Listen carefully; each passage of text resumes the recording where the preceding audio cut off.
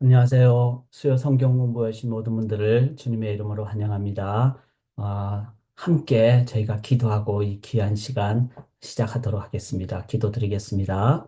살아계신 하나님 감사합니다. 저희들이 주의 말씀 앞으로 나가기를 원합니다. 특별히 이 시대에 아모스서를 저희가 함께 나눔으로 주님, 이 시대를 향한 하나님의 뜻을 깨닫는 귀한 시간 되게 인도하여 주시옵소서. 온전히 의지하고 살아계신 예수 그리스도의 이름으로 간절히 기도드리옵나이다. 아멘. 감사합니다.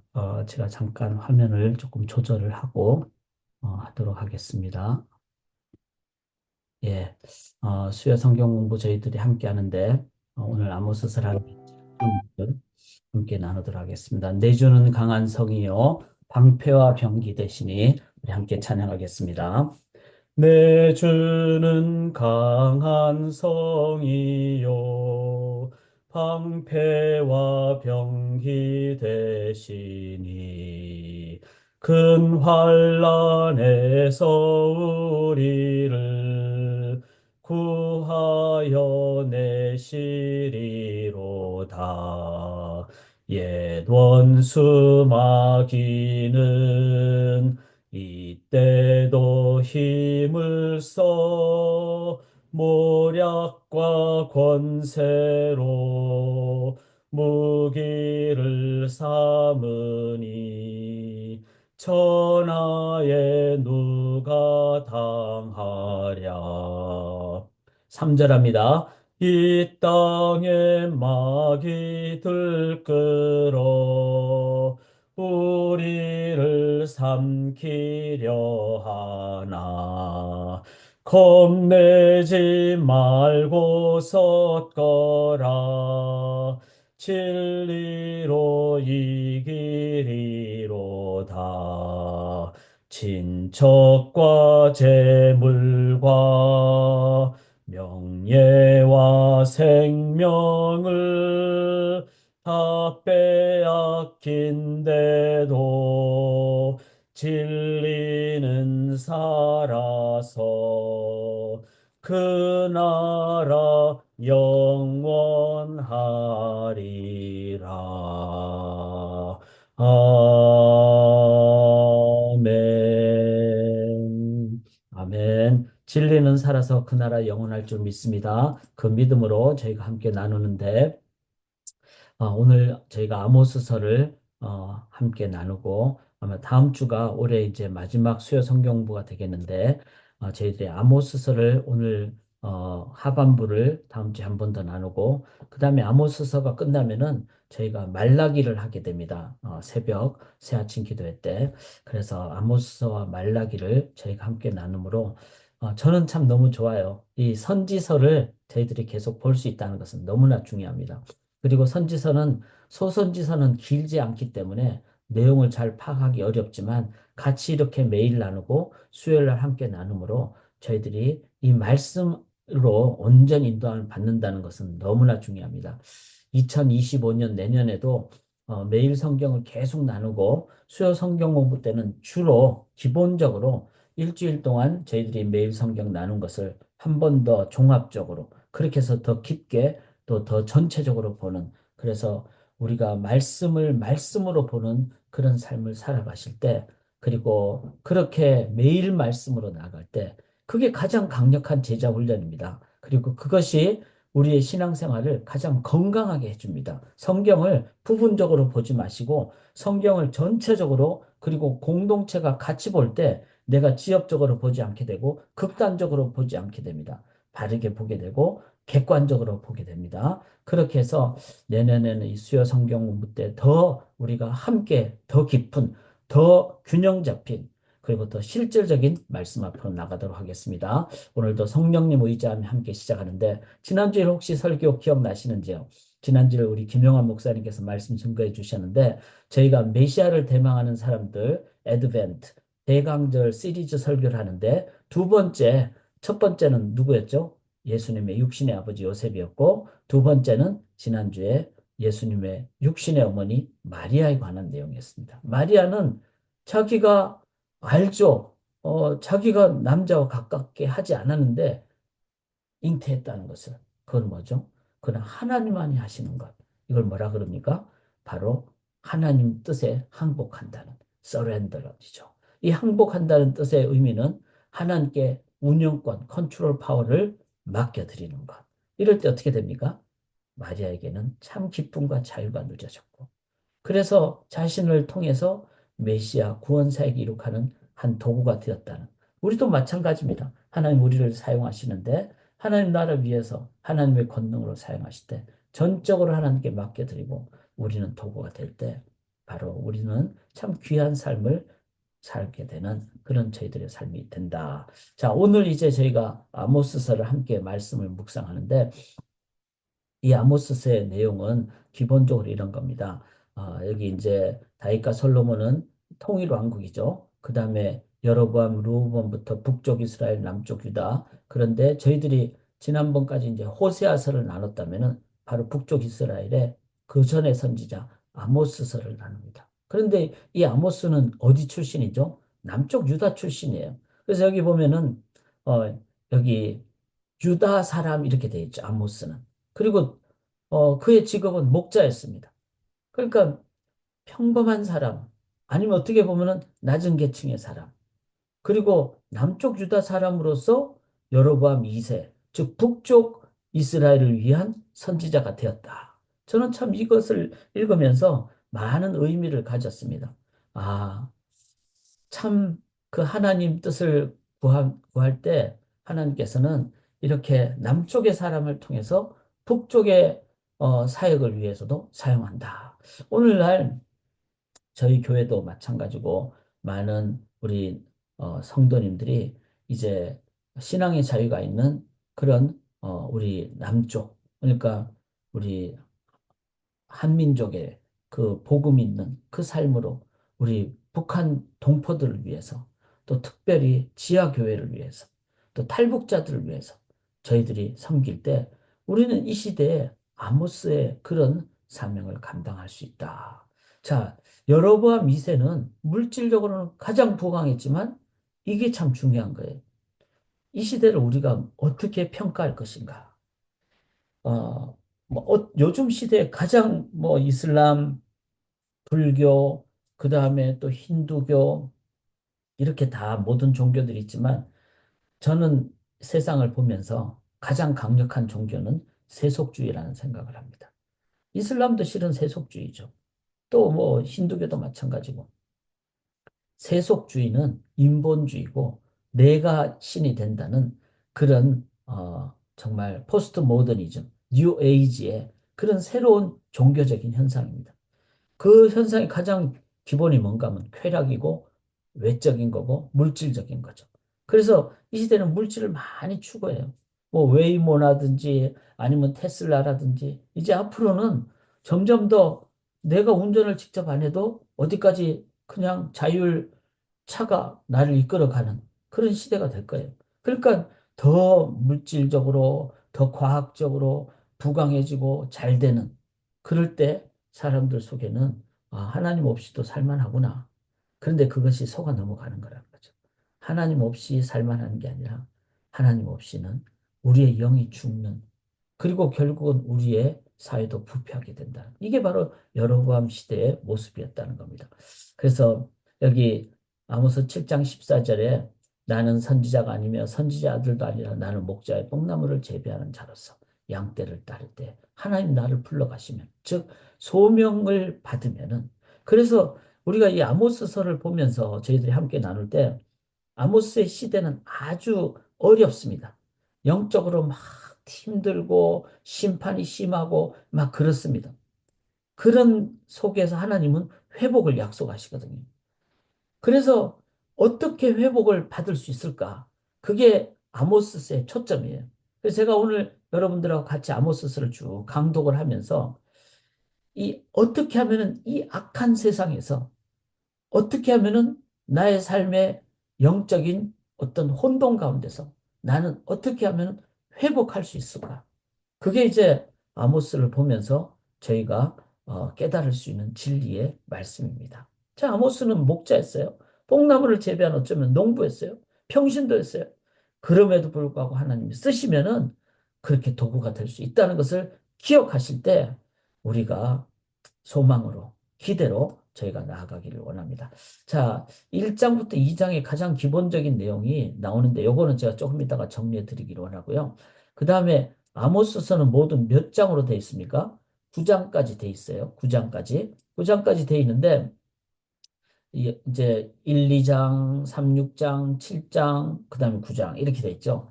그래서 1, 2장에는 심판에 대한 예언이 많이 나옵니다. 8가지 나오고요. 그 다음에 그 심판이 무엇 때문에 그러는가? 원인이 나오죠. 원인을 보시면 우리가 뭘 할 수 있습니까? 이거는 회복할 수 있는 거죠. 그리고 한 번 더 심판에 대해서 하나님이 강력하게 가르쳐 주십니다. 그리고 다시 회복을 약속하시죠. 그러니까 이제 심회 이렇게 생각하시면 되죠. 심판과 회복, 심판과 회복. 즉 결국 이걸 보면 우리가 뭘 느끼게 됩니까?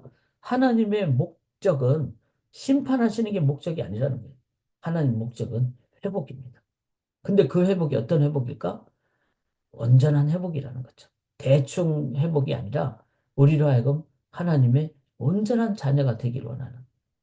그렇잖아요. 우리가 자녀들을 보면서 뭐 병도 걸리고 그냥 연약하고 그러기를 바라지 않을 겁니다. 기왕이면 우리 자녀가 순수하고 깨끗하고 건강하고 온전하기를 원할 겁니다. 아버지 하나님은 저희를 그렇게 원하신다는 거죠. 우리가 죽거나 심판에 멸망 빠지도록 그걸 원하는 게 아니라 하나님은 아버지는 회복을 원한다. 그러면 이제 우리가 아모스를 보면서 제일 중요한 것은 어떻게 회복할 수 있을까? 그거를 보자는 거죠.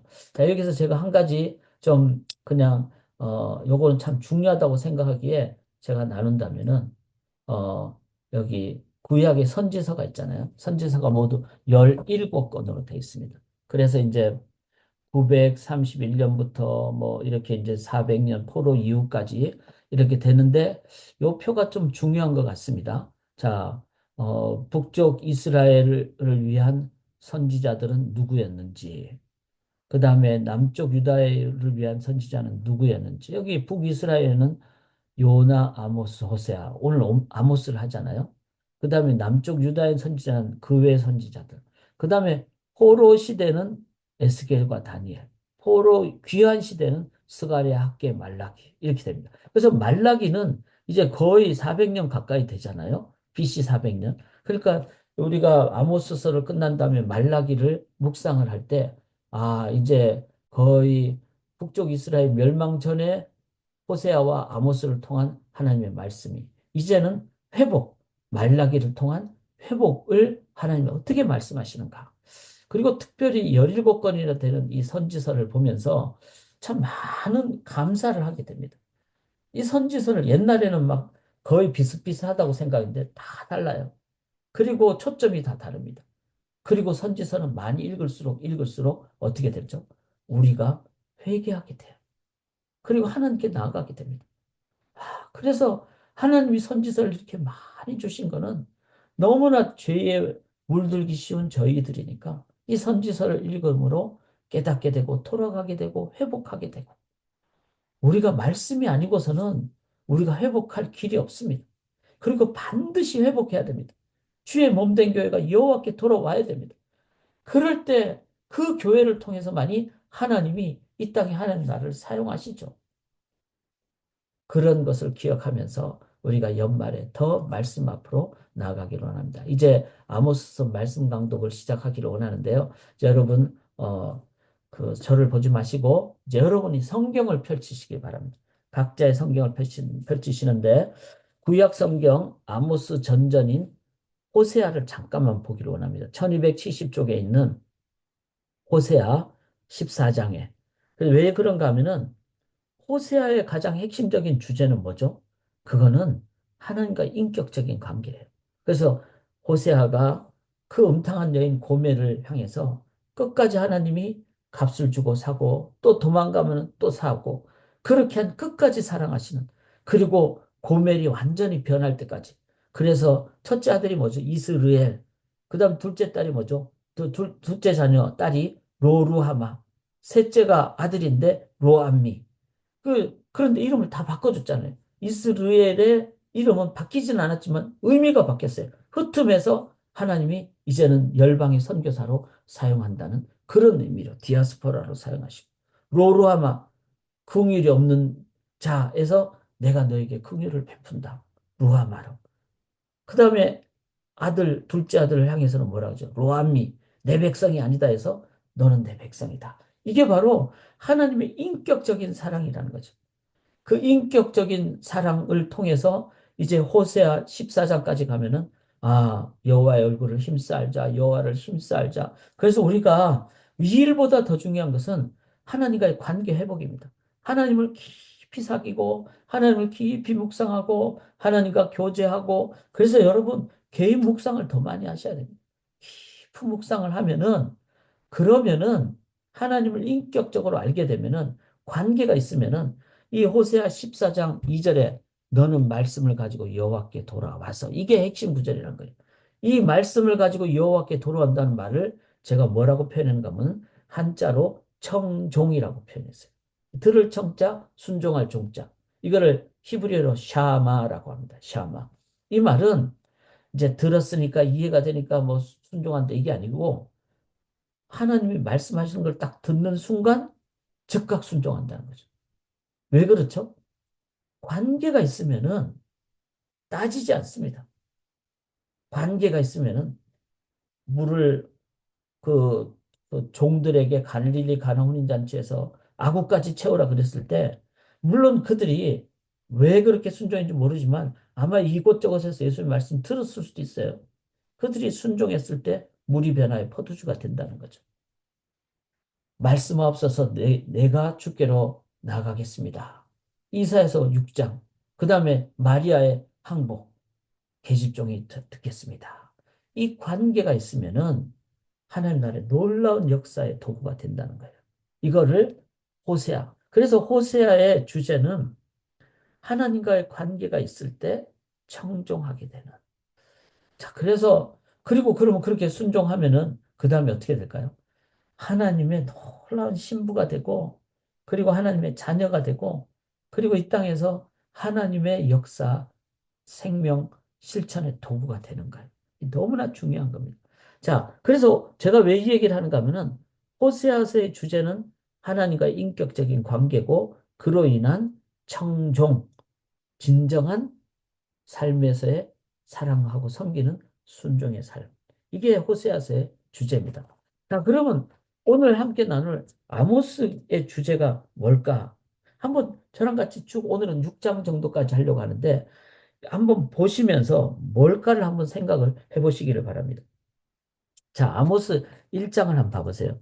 1장 1절에 보면은 여로보암의 어, 지, 시대 지진 전 2년에 드고아 목자 중 아모스가 이스라엘에 대하여. 자, 지진 전 2년이니까 아주 강력한 어떤 하나님의 어떤 자연을 통한 심판이 있기 전에. 그래서 이제 항상 하나님이 먼저 선지자를 통해서 말씀을 하시죠. 그리고 오늘날 우리에게도 성경책 자체가 선지자, 즉 말씀의 책이고, 특별히 구약 17권은 너무나 중요한 선지서입니다. 그래서 매일 성경에 선지서가 나올 때마다 꼭 자세하게 읽어야 됩니다. 그리고 내년에 통독을 꼭 하시기 바랍니다. 1년에 1독을 한다는 것은 균형 잡히게 성경을 읽는다는 거죠. 그래서 창세기부터 요한계시록까지 거기에는 율법서도 있고 선지서도 있고 시가서도 있고 복음서도 있고, 그래서 1년 동안에 다 이렇게 읽을 때 균형 잡힌 신앙생활을 한다는 거죠. 자, 여기서 이제 1장 1절에 드고와 목자 중 아모스가 이스라엘에 대하죠. 아까 제가 말씀드렸듯이 드고와 목자는 유다의 목자를 얘기합니다. 그 아모스가 북쪽 이스라엘에 대하여 이상으로 받은 말씀. 이게 소명이라는 거죠. 하나님이 나에게 소명을, 너 아프리카로 가라. 너 뭐 셀장을 해라. 너 뭐 팀장을 해라. 너 어디 가서 목회를 해라. 어디 가서 직장을 여기 잡아라. 우리는 모든 것을 소명의 관점에서 해야 됩니다. 소명의 관점에서. 그럴 때 내 뜻대로 마옵시고 주 뜻대로 하옵소서. 자, 그래서 내년에 특강을 제가 할 때 몇 가지 특강을 항상 하잖아요. 그 중에 하나가 소명 특강을 할 때 여러분들이 꼭 들으셔야 돼요. 내가 이제는 나이가 많습니다. 그런 자도 다 소명이 있습니다. 하나님이 이 땅에서 나를 부르시고 계시는 한은, 데려가지 않는 한은 소명이 있다는 거예요. 그 소명대로 살아가야 우리가 강력하게 살아가고 의미 있게 살아가고 이 세상 떠날 때 후회하지 않습니다. 여러분 뭐 많이 먹어봤자 얼마나 먹겠어요? 맛있는 거 가끔 먹으면 돼요. 그런데 소명대로 안 살면 그게 가장 후회할 삶입니다. 이거 꼭 기억을 하셔야 됩니다. 자, 1장 2절에 보시면은 그가 이르되 여호와께서 시온에서부터 부르짖으시며 그가 이르되 여호와께서 시온에서부터 부르짖으시며 하나님이 부르짖으신다는 거예요. 이게 선지자의 기본적인 자세예요. 하나님이 선지자를 통해서 cry out, 부르짖으신다는 거예요. 저희들이 성경을, 선지서를 읽고 또 성경을 읽을 때 참 하나님의 마음을 깨닫게 되잖아요. 호세아를 통해서 하나님의 마음을 깨닫게 되고, 여기 아모스를 통해서 하나님의 마음을 깨닫게 되고. 참, 그래서 하나님이 부르짖으신다, 이걸 기억을 하시면서 우리들이 참 하나님 말씀 앞으로 나가기로 합니다. 자, 1장 3절 보세요. 다메섹에 동그라미를 치세요. 다메섹. 다메섹은 시리아 이웃 나라잖아요. 이웃 나라의 다메섹의 죄는 뭐죠? 여기 서너 가지 죄인데 여기 3장 끝에 보면 길르앗을 압박했다. 길르앗이 어디죠? 요단강 동편이에요. 즉, 그 르벤 갓 므낫세 반지파가 있는 그 지역이죠. 그 지역에 계속 괴롭혔다는 거예요. 다메섹이. 길르앗을 압박했다는 거죠.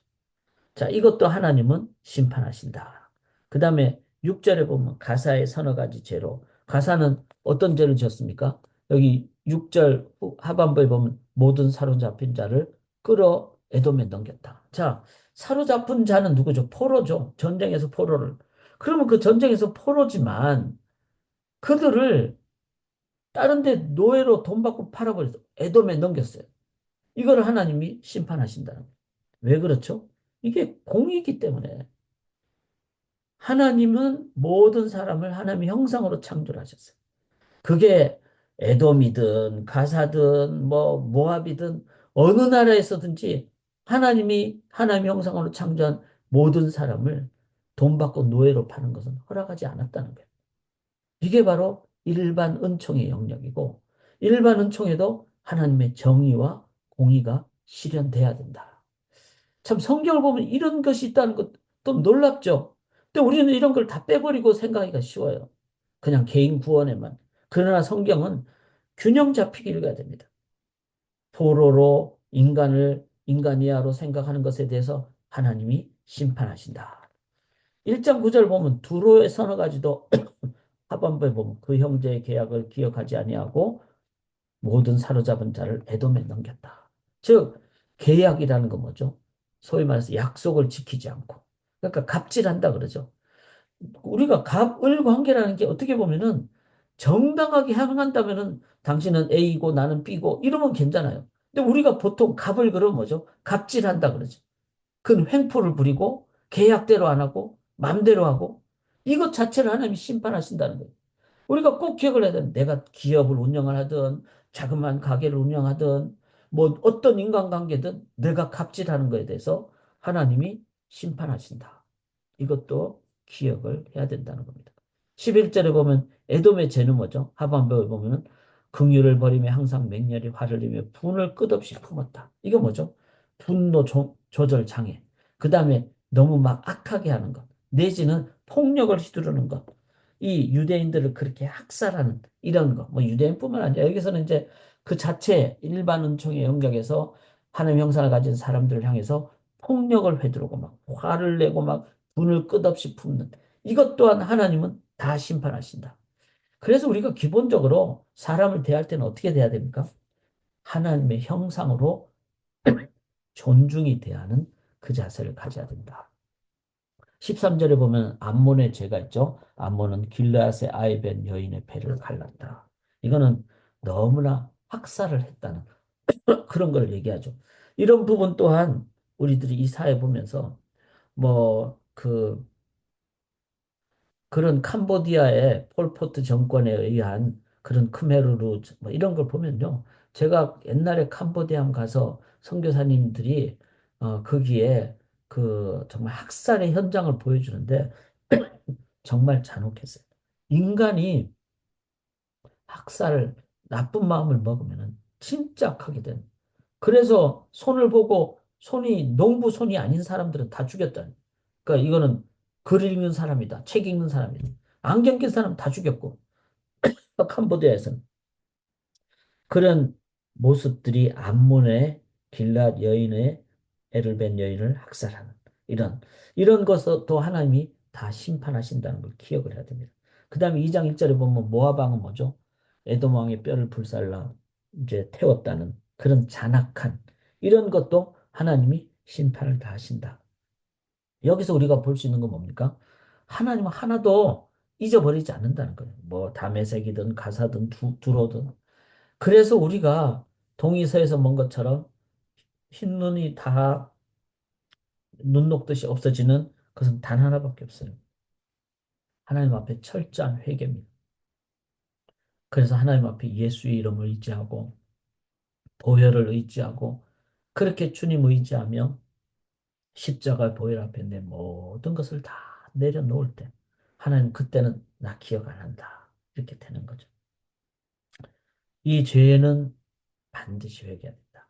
그 다음에 모든 일반 사람들의 죄도 하나님은 다 기억한다. 구체적으로 우리들이 회개해야 된다. 이거를 기억을 해야 됩니다. 자, 2장 4절을 보시면요.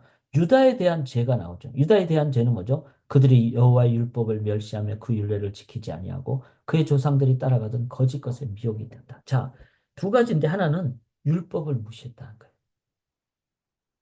그러면 회복의 방법은 뭐죠? 말씀을 잘 기억하는 걸 의미해요. 그래서 여러분 스스로 혼자 말씀 읽으면 좀 쉽지 않아요. 저도 뭐 혼자 하면 동기부여도 잘 안 돼요. 그래서 공동체가 중요한 겁니다. 그래서 내년에 말씀 성경 관련한 여러 가지 성경 공부 소그룹을 소개해 드리면은 그중에 제가 생각할 때는 매일 성경은 꼭 하시고 수요 성경 공부는 가능하면 하시면 좋아요. 뭐 딱 50분 하잖아요, 제가. 그렇게 해서 말씀 붙잡고 가고 그 외의 부분에 대해서 저는 제가 생각할 때는 잠언반 이제 1월 1일부터 잠언반을 또 시작하는데 잠언반 1년 동안 하는 반을 여러분 꼭 좀 권해드립니다. 되게 중요한 반입니다. 그 외의 반들도. 그래서 말씀이 내가 구체적으로 잘 연구하고 말씀을 이해하고 말씀 잘 이해하면 청종하게 되죠. 그게 바로 회복의 방법이라는 거예요. 그 다음에 이제 말씀을 제대로 안 하면 뭐죠? 거짓 것에 미혹된다 그랬어요. 그러니까 이게 재밌죠. 거짓 것에 미혹되지 않기 위해서는 내가 안 봐야 되겠다. 이게 아니라 내가 말씀 앞에 더 나가면 돼요. 그러면 이게 없어지는 거예요. 이걸 손을 놓게 된다는 거죠. 그래서 유다의 죄악은 말씀을 무시했던 거. 그러면 2장 6절에 보면 이스라엘의 서너 가지 죄는 뭐죠? 그들이 은을 받고 의인을 팔며 신한 쾌를 받고 가난한 자를 이거 다 뭐죠? 뇌물 받고 하는 거 이겁니다. 그리고 억압과 그 다음에 아버지 아들이 한 젊은 여인에게 다녀서 내 거룩한 이름을 이거 철저한 뭐 성적 타락을 의미하죠. 그러니까 북쪽 이스라엘에는 아예 그 말씀이 없으니까 그 자체가 악으로 가는데 뇌물이나 억압이나 성적 타락이나 간음이 일어났다는 거예요. 그래서 북쪽이 이렇게 더 타락이 많으니까 남쪽 유다 아모스를 통해서 하나님 어떻게 하죠? 북쪽 이스라엘은 좀 더 실질적인 그 심판을 얘기하는 거죠. 그래서 우리가 뭐 잘 알듯이 막 그 뭐 소위 말해서 이제 뭐 진보주의자들이 성경을 읽을 때는 아모스서를 좋아하잖아요. 뭐 공의와 정의와 막 이렇게 얘기를 하는. 그런데 전체 맥락을 알아야 돼요. 맥락은 그냥 공의 정의를 부르짖는다고 되는 게 아니라 그 맥락은 말씀으로부터 오지 않으면 안 된다는 것.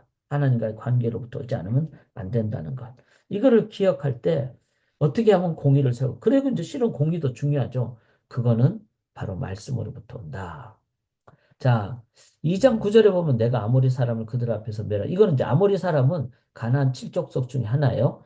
가나안에 대해서도 하나님이 완전히 멸하는데 여기서 중요한 것은 왜 가나안을 얘기하느냐? 자, 2장 9절에 가나안을 얘기하고 그것을 하기 위해서는 10절에 내가 너희를 애굽 땅에서 이끌어내어 40년 동안 광야에 있어 인도하고. 자, 애굽에서 40년 동안 광야에 있어 인도해서 성막을 통해서 하나님께 예배드린 이게 뭐죠?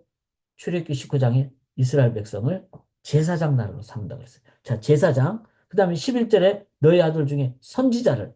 그 다음에 너희 청년 중에서 나시리를 일으켰나니. 자, 하나님께서는 구약을 얘기할 때 그 메시아를 얘기하고 기름 부은 직분을 얘기할 때 왕과 제사장과 선지자 이 세 가지를 항상 얘기하잖아요. 그런데 또 다른 세 조합이 뭔가 하면은 제사장과 선지자와 나실인이라는 거예요. 자, 그러면 이게 뭐 조금 다른 것 같지만 실은 거의 비슷해요. 제사장은 이 세상에 하나님과 연결하기 위해서 반드시 필요하죠. 선교적인 도구가 돼야 되니까. 그래서 우리는 제사장의 직분. 두 번째는 뭐죠? 말씀을 말씀대로 증거하는 아모스처럼 호세아처럼 말씀 전하는 선지자적인 직분. 세 번째가 뭐죠? 왕의 직분이라면은 왕은 어때야 됩니까? 왕은 내가 막 권력을 휘두르고 막 말을 많이 두고 막 그 왕비를 막 후궁까지 막 몇천 명을 두고 이러지 않는다는 거예요. 나시린처럼 살아야 된다는 거예요. 그래서 하나님이 그랬잖아요. 항상 율법책을 옆에 두고 그 왕을 원래 허락하지 않았지만 정 원한다면은 나시린처럼 일용할 양식으로 그리고 왕은 다스리는 서번트 리더라는 거예요. 섬기는 리더라는 거예요.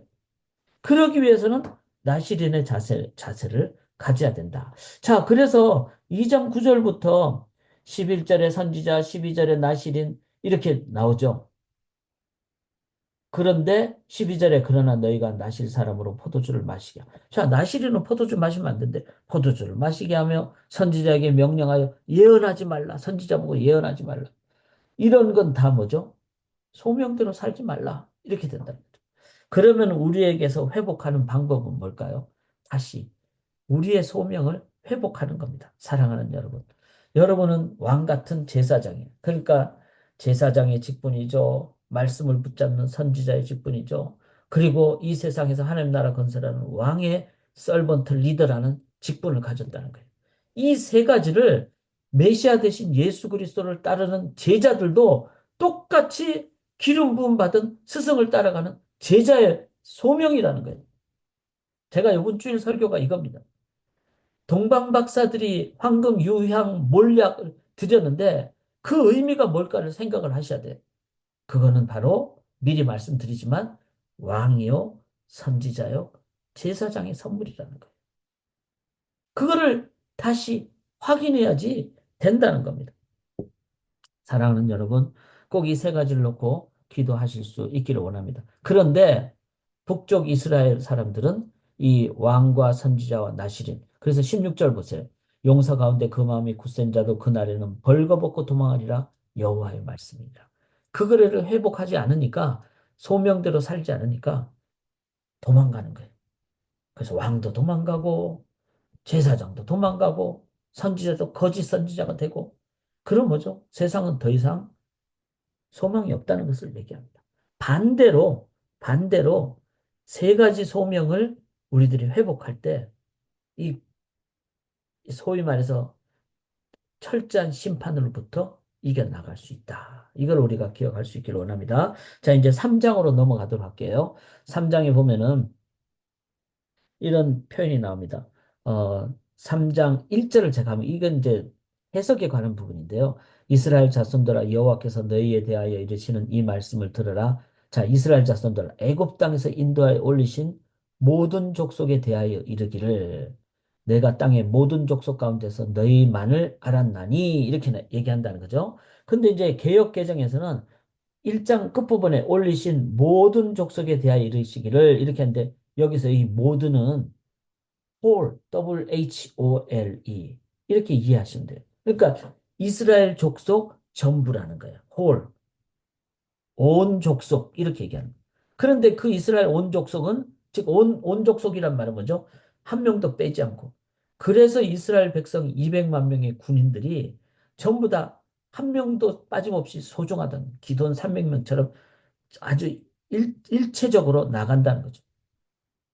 그런데 이절에 내가 땅의 모든 족속과 여기서는 이 모든은 올이라는 거예요. 그러니까 이스라엘 이 땅에 뭐 여러 족속이 뭐 200족속, 몇천 족속 있지 않겠어요? 그 가운데서 너희만을 택한 이유는 이뻐서가 아니라 소명으로 불러주셨다는 거예요. 하나님 구원의 도구로. 그러면은 두 가지 공동체가 있어요. 하나는 온 족속, 즉 이스라엘 공동체의 백성들은 다 소명을 받은 동일한 소명을 받은 그런 공동 운명 공동체라는 거예요. 이거 수평적인 관계에서.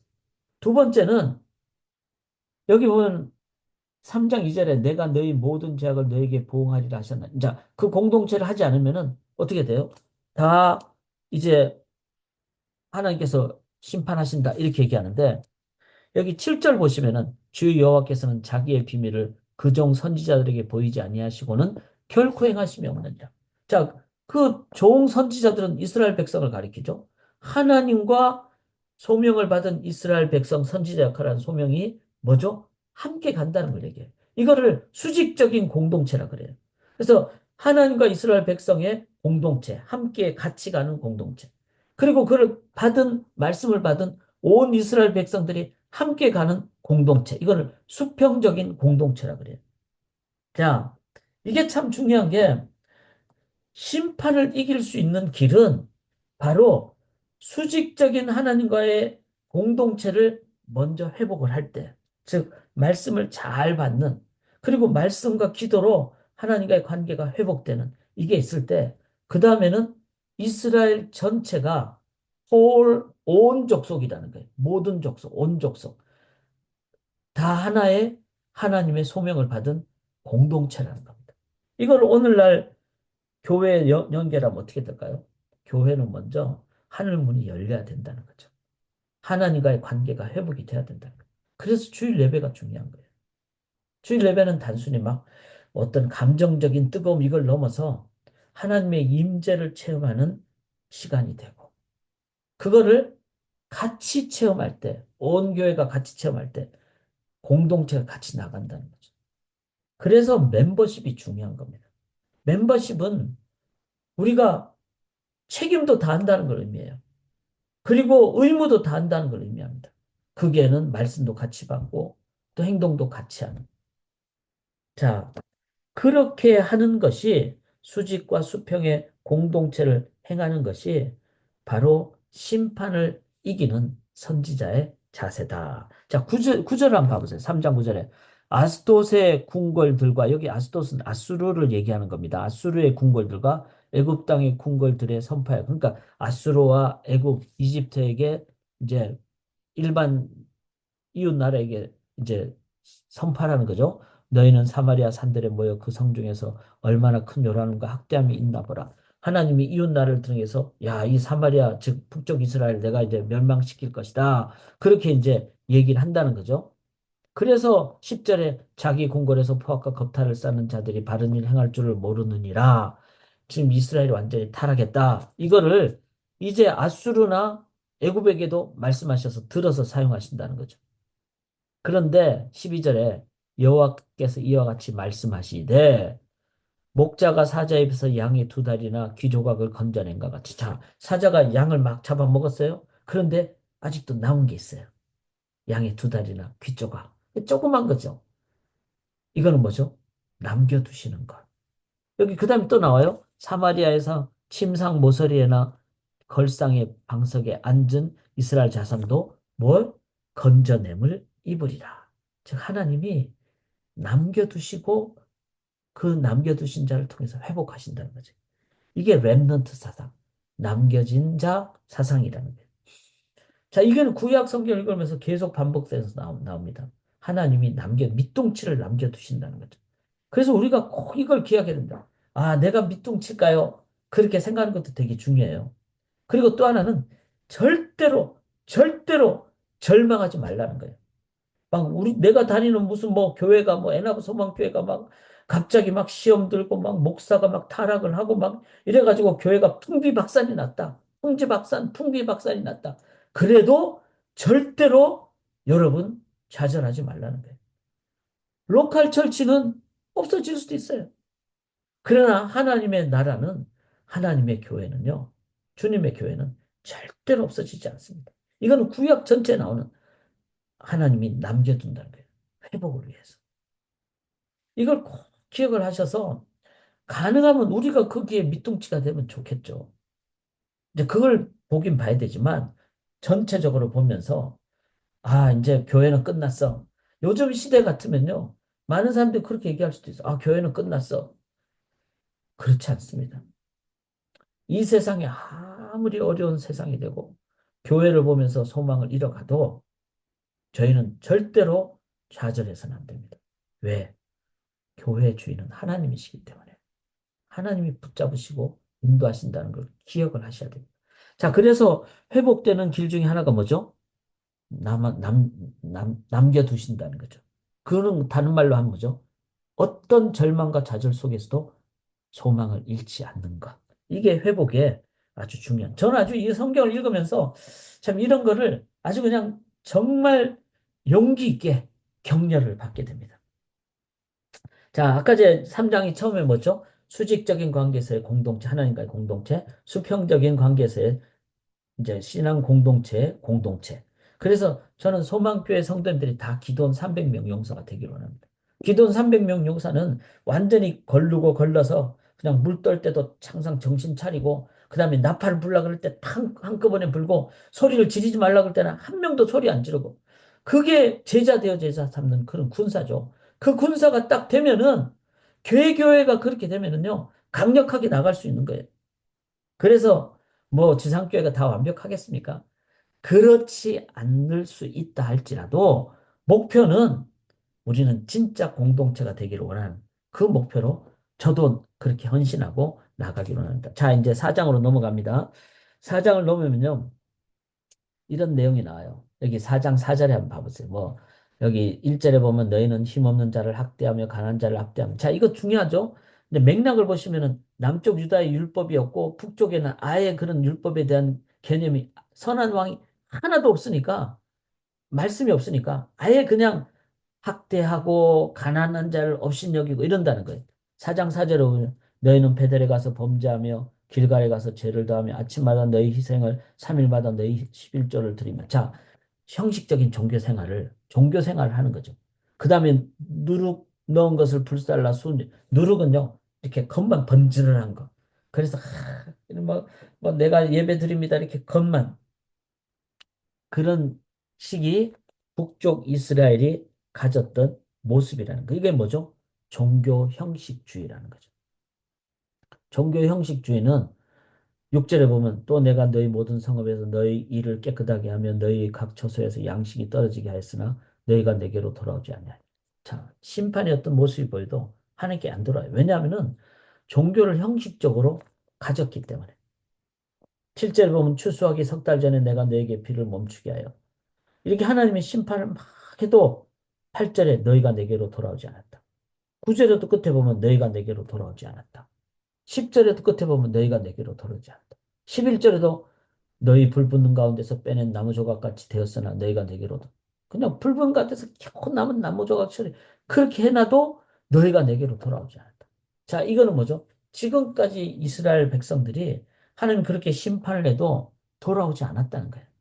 자, 이렇게 계속 돌아오지 않는 이것이 언제까지 될까요?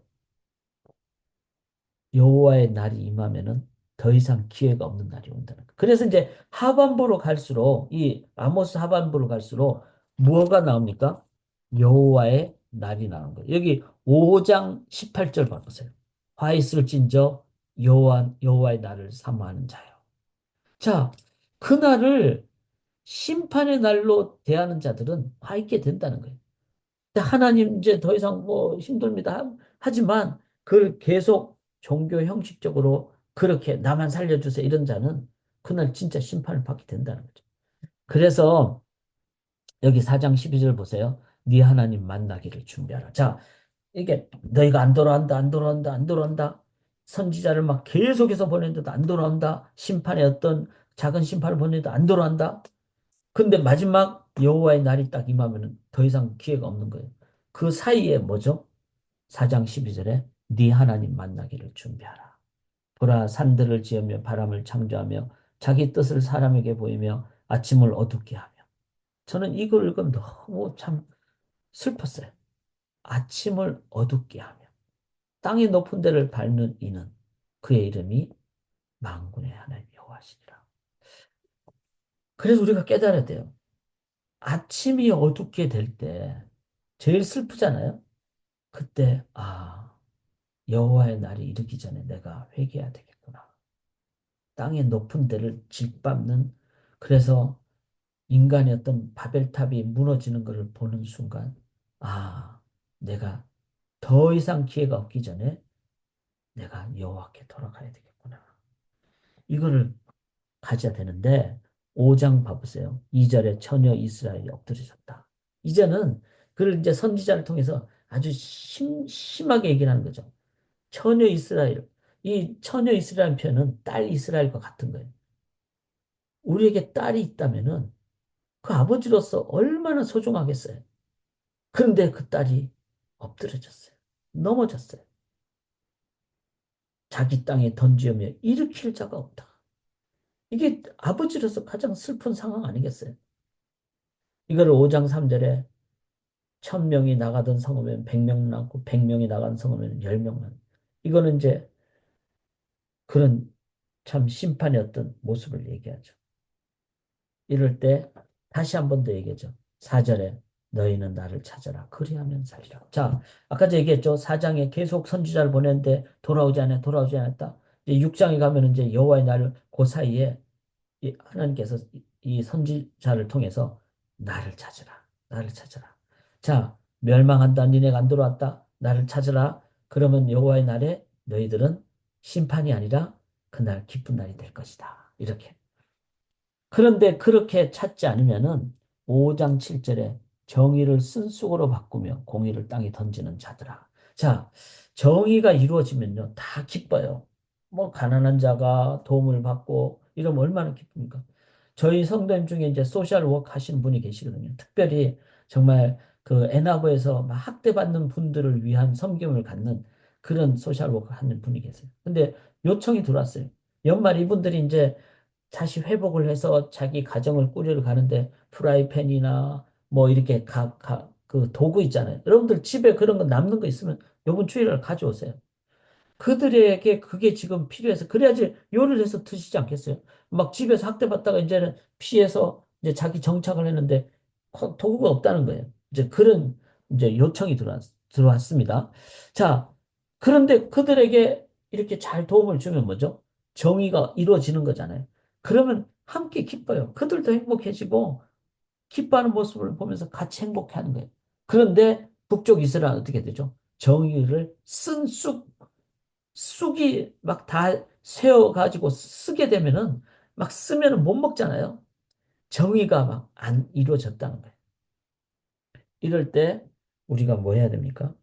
여호와를 찾아야 되는데 여기 5장에서는요. 이 정의가 무너진 사회를 많이 얘기를 합니다. 10절에 보면 무리가 성문에서 책망하는 자를 미워하며 정직히 말하는 자를 싫어하는도다. 지금 북쪽 이스라엘은 정직함도 없고 그리고 바른 말 하는 사람을 싫어하고 11절에 보세요. 너희가 힘없는 자를 밟고 그에게서 미래 부당한 세를 거두었은즉 그냥 세금도 막 잘못 거두고 막 그렇게 잘 집을 지었으나 거주하지 못하게 되고 아름다운 포도원을 갖고서는 그 포도주를 마시지 못하는 막 강압적으로 막 탈취하고 이렇게 된다는 거죠. 이런 상황을 보면서 이스라엘의 그 정의가 무너진 그래서 24절에 오직 정의를 물같이 공의를 마르지 않은 강같이 이건 뭐죠? 생수처럼 정의를 행하라. 자, 그러면 우리가 이거를 중요합니다. 정의를 행하는 것은 너무나 중요해요. 왜냐하면은 고아와 나그네와 과부와 또 갑을 관계가 아니라 정당한 공동체가 되고 이렇게 행하는 것은 하나님의 그 은혜가 있고 하나님의 나라의 원래 창조의 원리라는 거예요. 그거를 일반 은총의 사람들도 행하려고 애를 쓰겠죠. 그러니까 정치가들이겠죠. 그러나 그들은 뭘로 행합니까? 자신들의 의지와 도덕심을 행하기가 쉽죠. 그리고 인간의 어떤 관점은 그러니까 한계가 있는 거예요. 정권을 잡아도 그래서 뭐 트럼프가 되든 해리스가 되든 이거는 문제가 다 강약이 있다는 거예요. 신앙인은 어디서부터 출발해야 됩니까? 우리의 도덕에서 출발하는 게 아니라 하나님의 창조 원리에서부터. 그리고 십자가의 원리로부터. 그래서 5장 24절에 정의를 물같이 공의를 마르지 않는 강같이. 여기서 정의는 뭐죠? 체닥하고 공의는 미시파트예요. 자, 하나는 기본 정의를 얘기해요. 그러니까 창조 때의 정의를 얘기해요. 그 다음에 또 공의 미시파트는 분배 정의를 얘기합니다. 이 세상이 죄악 가운데 막 타락을 하니까 그거를 재분배해서 그래서 이제 미시파트 분배 정의를 만드는 그래서 너무 약자에게는 세금을 덜 거두고 강한 자에게는 뭐 부자에게는 세금을 좀 더 많이 거두고 그렇게 해서 이렇게 균형을 이룩하는 이렇게 되려면은 뭐가 반드시 들어가야 되죠? 인애가 들어가야 돼. 인애. 헤세드. 그리스도의 긍휼의 은혜를 깨달은 사람만이 내한테 세금을 더 걷어가지고 저 사람한테 주는 거. 아, 내가 헌금을 나는 뭐 100불만 하면 돼. 그런데 예를 들어서 10만 불 이렇게 수익이 있는 사람이 11조를 하면은 만 불 해야 되잖아요. 그런데 아, 나는 다른 사람들 다 평균적으로 1,000불 하니까 나도 1,000불만 하면 돼. 그거는 어떻게 보면은 형식적인 거죠.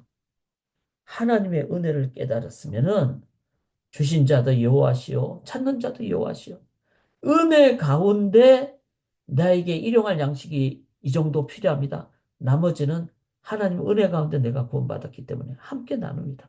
이러면은 나에게 많이 주신 것이 그거는 복일 수도 있지만 복이 아니라 소명이라는 거예요. 은사라는 거예요. 잘 나누라고 주신 거를 나만 쓰라고 했다면은 잘못 이해했다는 거예요. 그래서 정의를 물같이 공의를 마르지 않는 강같이 이거는 일반 믿지 않는 일반 은총의 사람들이 행하면은 한계가 있다는 거예요. 그리고 이건 부담감 가면서 너 왜 안 해? 이렇게 되는 거죠. 신앙인이 은혜를 헤세드 인자함을 깨달은 사람은 감사해서 그리고 기뻐서 그리고 나의 삶에 영원한 영혼을 위해서 하나님 나라 위해서 헤세드 은혜를 받은 자로서 함께 나누는 게 이게 여기서 말하는 정의를 물같이 공의를 마르지 않는 강같이 그렇게 하는 그 원리라는 거예요. 그럼 누가 이 일을 해야 되겠어요? 정치가들이 믿지 않는 정치가들이 저는 한계가 있다고 생각합니다. 그게 또 다른 막 불평이 있고 불만이 있을 거예요. 교회 성도님들이 이 일을 행할 때 이 세상은 진정한 공의가 이루어지고 정의가 이루어진다. 이거를 기억해야 됩니다. 자, 이거를 어떻게 하라고요? 5장 25절에 이스라엘 족속아 너희가 40년 동안 광야에서 희생과 소제물을 내게 드렸느냐. 이걸 한 번도 하나님이 너 그랬지 않았느냐? 이렇게 물으신다. 이게 뭐죠? 초막절이잖아요. 초막절. 광야에서 희생과 소제물을 내게 드렸느냐? 이거는 하나님이 3대 절기 중에 초막절. 너희는 광야를 짓지 마라. 농사도 안 졌는데 하늘에서 메추라기가 떨어지고 만나가 떨어지고 반석에서 물이 나고 철저하게 하나님의 은혜를 깨달은 것을 가나안 들어가서도 잊지 말라는 거예요. 가나안 들어가니까 막 적과 꿀이 흐르는 땅에서 막 포도주가 막 한 송이가 막 한 두 사람이 메고 그래서 그게 취하지 말라는 거예요. 그리고 그것은 하나님의 은혜 가운데 받은.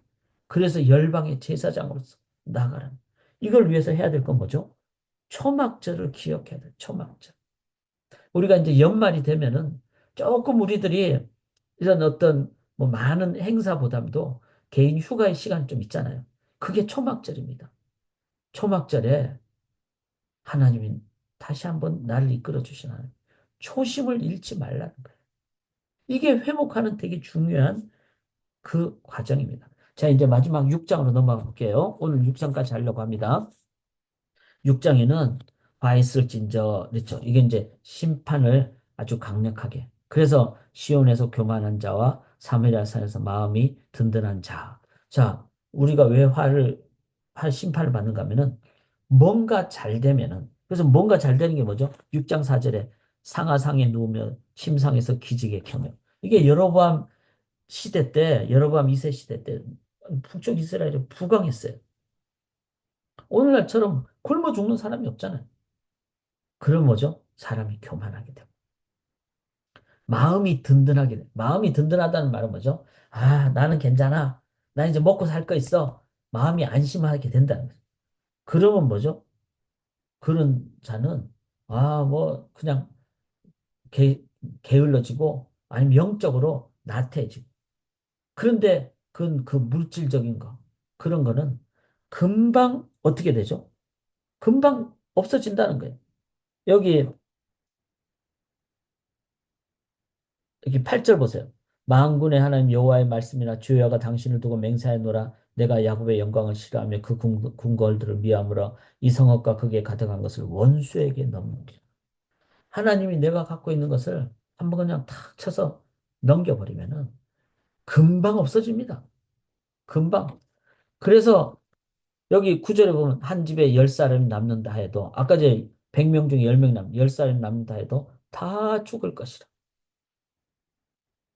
그리고 10절에 그 뼈를 집 밖으로 가져갈 때 그 집 깊숙한 곳에 있는 자에게 묻기를 아직 더 있나 하면 대답하기를 없다. 완전히 가문이 멸절하는. 그리고 이것을 마지막에 뭐라 그러죠? 13절에 허무한 것을 기뻐하며 이르기를 우리는 우리의 힘으로 뿔들을 취하지 아니하였느냐 하는도다. 자, 여기서 허무 뿔은요. 거기에 지명을 얘기하는데 사람들이 나는 이 땅 부자야. 이 벼락 부자가 됐어. 우리 땅값이 올랐어. 막 아파트 값이 막 올랐어. 막 이것을 기뻐하고 그래서 나는 막 이제 막 뭐 비트코인 해가지고 막 돈이 막 백 몇 배가 막 올랐어. 그 뿔들을 취한. 그런데 그 지명이 여기 지명이 이 히브리어로 허무랍니다. 허무. 그리고 뿔은 이게 막 권능을 의미하잖아요. 근데 내가 지위를 다 잃어버린데 지위복만 딱 걷고 있으면 뭐죠? 바보가 되는 거잖아요.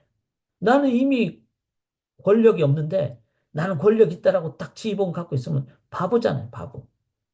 어쩌면 우리가 어떤 뭐 외적으로 막 나는 뭐 차도 좋아. 나는 뭐 건강도 좋아. 우리 교회는 뭐 건물도 좋아. 그래서 막 가난한 자들에게 헤세드 공의를 하지 않고 그러면 뭐죠? 하나님이 야 너네들 은혜를 잃어버렸구나. 초막지를 잃어버렸구나.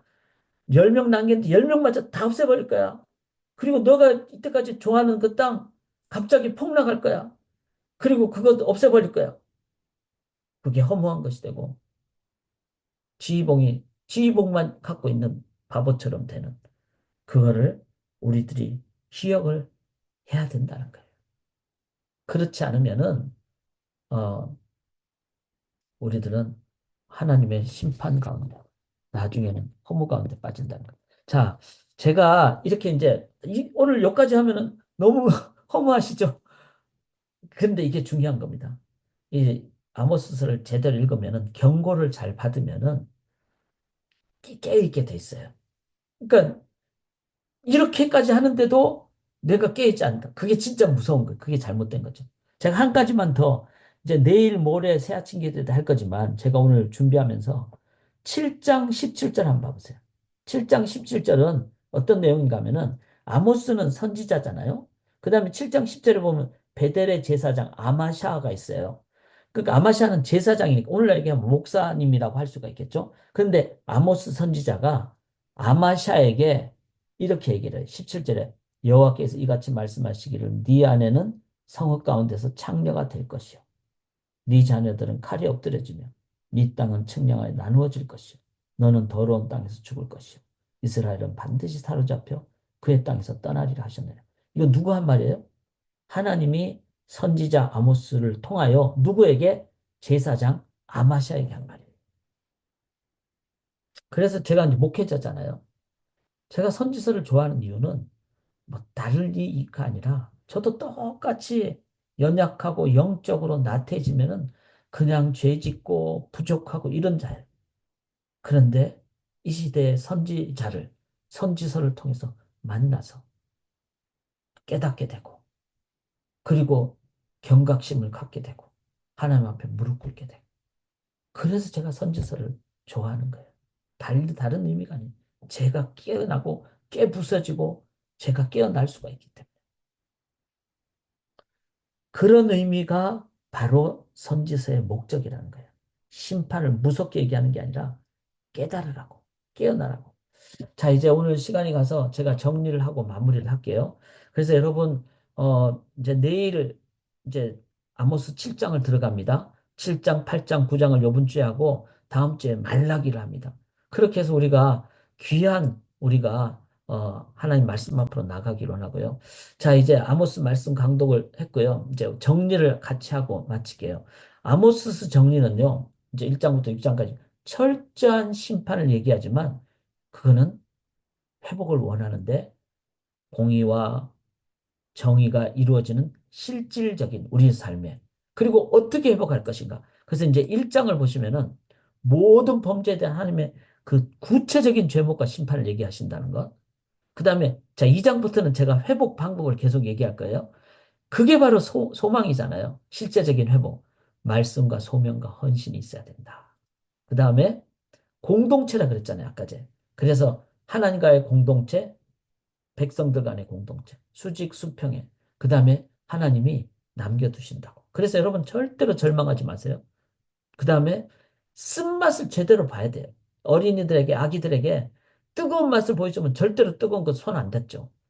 마찬가지로 우리가 대충 심판을 받아서 그래요. 그래서 구약 선지서가 중요합니다. 특별히 저는 아까 제 7장 17절 목회자들에 대한 심판의 내용을 읽으면서 정말 가슴이 덜덜덜 떨리는 거예요.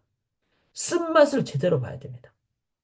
5장에 보면은 여호와를 간절히 찾아야 되는데 우리에게는 이 연말이 초막절이 되기를 원합니다. 6장에 보면은 세속 문화의 허무함을 깨달을 때 내가 그동안 잡은 게 모래알 같구나. 바람이구나.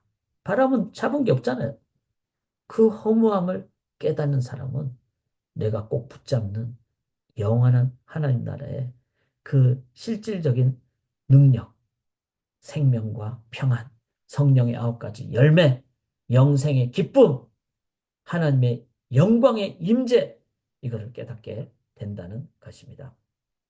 시간이 갔으므로 여러분 개인적으로 심판의 처절함을 깨닫고 실제적인 회복의 능력과 기쁨을 이제 회복의 방법을 한번 여러분들이 생각하시면서 우리 제가 한 10분 정도 줌을 켜놓도록 하겠습니다. 괜찮으시면요. 제가 지금 한번 쭉 했잖아요.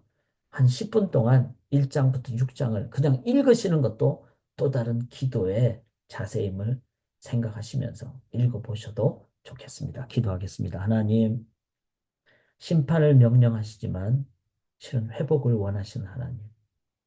그 하나님의 마음을 깨닫고 그리고 회복의 길들이 분명히 있음을 기억하며 성령께서 이끄실 때 철저하게 청종함으로 우리의 삶에 하나님 나라가 회복되고 그래서 복의 통로가 되는 그래서 주님 언제 다시 오셔도 두려움 대신에 기쁨으로 맞이하는 소망의 성도님들 다 되게 인도하여 주시옵소서 믿사오며 예수님 이름으로 간절히 기도드리옵나이다. 아멘.